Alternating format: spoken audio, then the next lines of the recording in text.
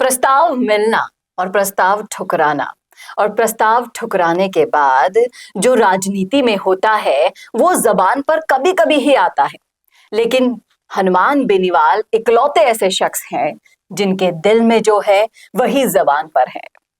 हाल ही में सचिन पायलट को लेकर उनसे कुछ प्रश्न किए गए और उन प्रश्नों के जवाब में उन्होंने अपना हाले दिल सुना डाला है। और वहीं एक तरफ बोला तो इन्होंने है, लेकिन इस पर सियासत कितनी ज्यादा हो सकती है। हनुमान बेनीवाल और सचिन पायलट के गण कभी मिले नहीं, ये आपको, हमको, सभी को पता है, उनके फॉलोअर्स को भी पता है। लेकिन इनको लेकर, इन दोनों के गणमान को लेकर राजनीति में और क्या क्या हो सकता है, राजस्थान से लेकर दिल्ली तक, सब कुछ आपको बताएंगे डिटेल में इस वीडियो में, इसलिए बने रहेगा आखिर तक हमारे साथ। नमस्कार, मैं हूं चेतना शर्मा। आप देखना शुरू कर चुके हैं संवाद भारत का, भारत के लिए। और इस मुद्दे पर बातचीत करने के लिए मेरे साथ मौजूद हैं हमारे editor in chief Varun Bhansali ji. Sir, मैं जानना चाहूंगी हनुमान बेनीवाल और सचिन पायलट के उन समीकरणों के बारे में जो कभी बनने को थे राजस्थान की राजनीति में, लेकिन जिस विषय में हम चर्चा करने वाले हैं, मैं चाहती हूं कि एक बार हमारी ऑडियंस उस वीडियो को देख ले, समझ ले, ताकि अच्छे से आप मुद्दे को समझ जाएं, फिर आगे चर्चा में हमारे साथ हिस्सेदारी आप दे सकें। तो देखिए वीडियो। सीधा जवाब आएंगे। सचिन पायलट को लेकर आपका सॉफ्ट कॉर्नर देखने को मिलता है। पहले था मेरा, अब जैसे मंत्रिमंडल नहीं है। अब 2023 होता है मेरा इतना ही कोई जरूरत नहीं मैं किसी के प्रति सॉफ्ट कॉर्नर रखूं या नहीं रखूं, मेरी मर्जी है। नहीं मेरा विचार, वो तो खुद गहलोत के हेलीकॉप्टर में बैठ के आ गया वापस, काहे का सॉफ्ट कॉर्नर। या तो देते थे इस्तीफे मर्दानगी वही होती है, इस्तीफे देके वापस उसी घर के अंदर आ गया। बताओ कैसे बैठते होंगे साथ में यार, हम तो नहीं बैठ सकते। हमारा तो सुना आपको बेनीवाल ने क्या कहा है। बेनीवाल का दर्द साफ साफ झलक रहा है जब उन्होंने सचिन पायलट को ऑफर कर दिया था राजस्थान की राजनीति में हाथ से हाथ मिलाने के लिए, लेकिन सचिन पायलट ने उस ऑफर को ठुकरा दिया था। और उसके बाद पायलट की हिम्मत पर कितना बड़ा सवाल हनुमान बेनीवाल ने उठाया है, क्या कहते हैं आप? देखिए, हनुमान बेनीवाल जो इस पूरे बयान में कह रहे हैं, एक तो हनुमान बेनीवाल एकदम दिल से कहते हैं कोई भी चीज, वो दिमाग नहीं लगाते कि इस चीज को बोलने के बाद क्या। तभी मैंने कहा कि हाले दिल उन्होंने सबके सामने कह दिया। और उन्होंने जो पायलट पर आक्षेप लगाया है वो आक्षेप पूरी तरह से गलत भी नहीं है, क्योंकि दबी जुबान में ये बात पायलट के कार्यकर्ता भी कह रहे हैं कि पायलट जिस अशोक गहलोत ने उनके साथ इतना बुरा कर दिया, उसके हेलीकॉप्टर में बैठ के आना, उसकी प्रताड़ना झेलते ही रहना, लगातार झेलते रहना, कहाँ की समझदारी है। उन्होंने साफ साफ ये कह दिया कि भाई अगर इस तरह से होगा तो ऐसे शख्स को तो मैं शख्स ही नहीं मानता।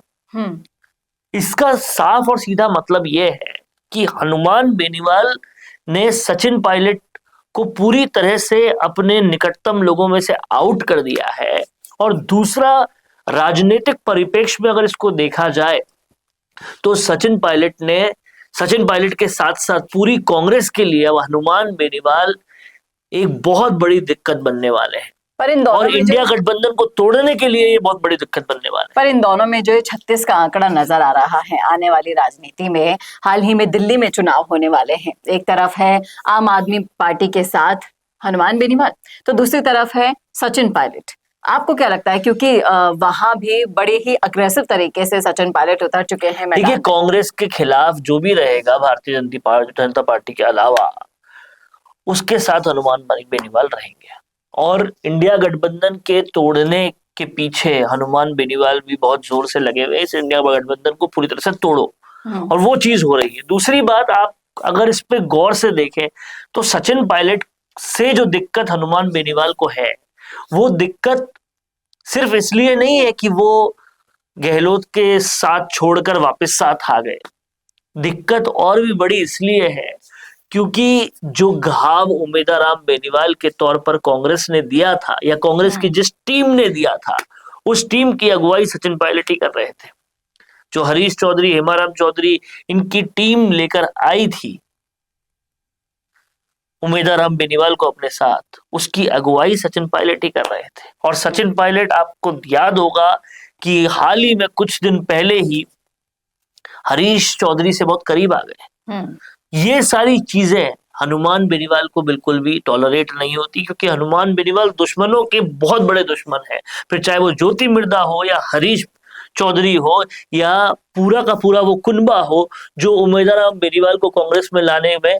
हाँ, तो आपके कहने का मतलब है कि दोस्त का दोस्त और दुश्मन का दुश्मन हनुमान बेनीवाल के दिल में, जहन में यही परिभाषा होती है, यही परिभाषा वो कभी बदल नहीं सकती है। और कहीं ना कहीं हनुमान बेनीवाल अब कांग्रेस के खिलाफ भी मोर्चा खोल चुके हैं, सचिन पायलट के खिलाफ भी मोर्चा खोल चुके हैं, और आने वाली राजनीति में जो लगातार ये कहा जा रहा है कि कांग्रेस पूरी तरह से खत्म हो जाएगी, विपक्ष की भूमिका में भी अहम विपक्ष नहीं रह जाएगी, उस चीज को सच्चाई में लाने के लिए हनुमान बेनीवाल एक बहुत बड़ा रोल अदा करने वाले हैं।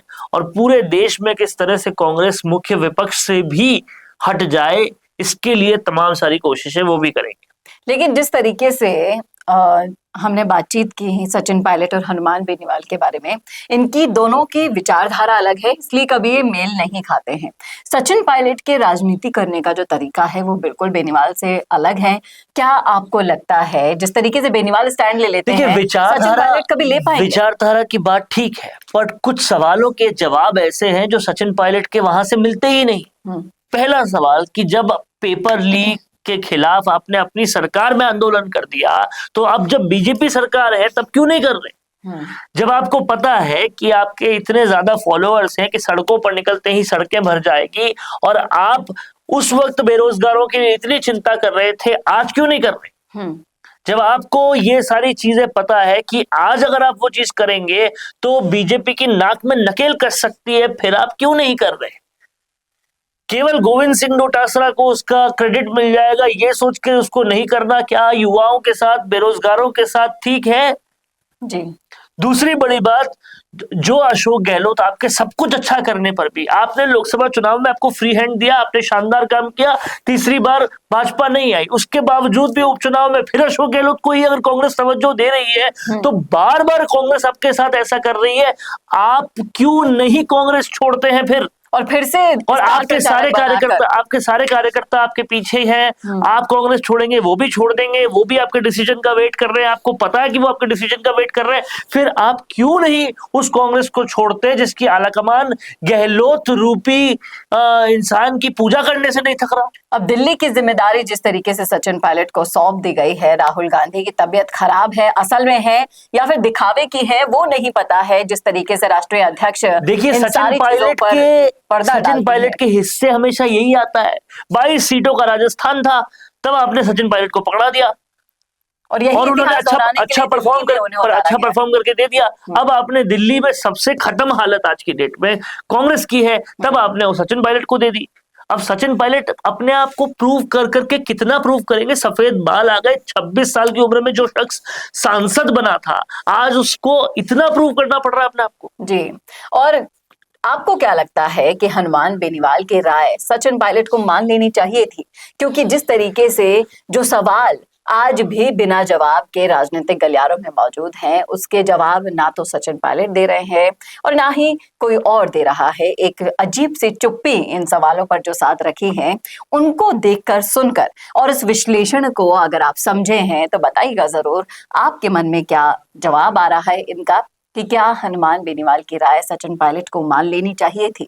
क्या उन्होंने इसे ना मानकर राजनीतिक बड़ी गलती की है? बताइएगा क्या सोचते हैं आप, लिखिएगा कमेंट बॉक्स में अपनी राय। कैसा लगा वीडियो बताना ना भूलेगा, और ऐसे और वीडियोस के लिए देखते रहिए संवाद भारत का, भारत के लिए। नमस्कार। पॉडकास्ट सेटअप्स तो मिल रहे हैं लेकिन एंकर नहीं है। पॉडकास्ट सेटअप और एंकर मिल गया तो एडिटिंग नहीं है। पॉडकास्ट सेटअप भी मिल गया, एंकर भी मिल गया और एडिटिंग भी मिल गई, लेकिन उसे अपलोड करने के लिए अच्छी व्यूअरशिप वाला चैनल नहीं है। और अगर वो सब भी मिल गया तो पॉडकास्ट को अच्छे एसईओ के साथ अपलोड करने का डिजिटल सपोर्ट नहीं है। और अगर ये सारी चीजें एक साथ मिल रही हैं तो प्राइस बहुत ज्यादा हाई है। तो अगर आपको ये सारी चीजें चाहिए आपके अपने जयपुर में, जो आपको पॉडकास्ट सेटअप्स, एक्सपीरियंस एंकर्स, शानदार studio, amazing editing, 6 crore plus views वाले चैनल पर अपलोडिंग, और तो और सिर्फ पॉडकास्ट ही नहीं, उसके साथ आपको मिल रही है उसी पॉडकास्ट में 5 रील्स फ्री, वो भी सिर्फ 8,000 रुपए में। और ये सब कुछ मिल रहा है आपको सिर्फ और सिर्फ मिशी मीडिया सॉल्यूशंस में।